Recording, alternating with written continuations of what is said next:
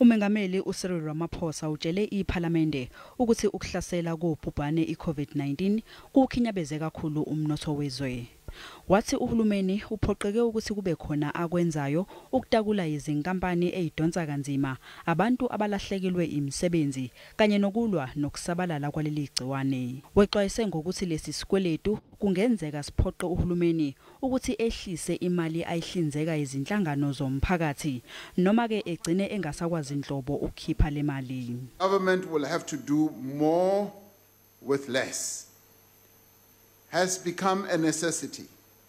For example, more will need to be done using communication technology instead of spending money on accommodation and subsistence as well as travel costs.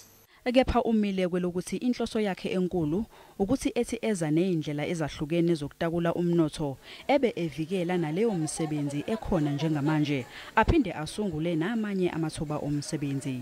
This means, among other things, that we need to look at issues of migration, employment and economic activity. As we do so, we should avoid populist temptations to blame our unemployment crisis on foreign nationals working in our country, either legally or illegally. Mr. President, there is nothing populist about addressing this issue.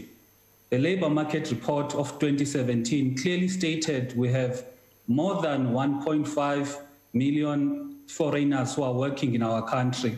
Those are the ones who are working here legally with visas. There's many more who do not have visas. Why does your government persist with talk about these job-destroying, investment-destroying policies that you know are going to shoot your own investment drive in the foot, kill jobs, and make our economic recovery so much slower than it should be? This notion that you put across that we are sort of committed to these policies that will scare investors away is clearly not correct. Uthe uhulumeni usasungule ikomiti lesikhashana elizocubungula inqumo ezithinta ukukhishwa kwezincwadi ezivumela ukuthi umuntu wakwelinye izwe asebenzele kuleli. Ube esexwayisa izinkampani eziqashe abantu bakwamanye amazwe ngokungemthetho kuleli. Wathi zizokhomba umuzo notshwala.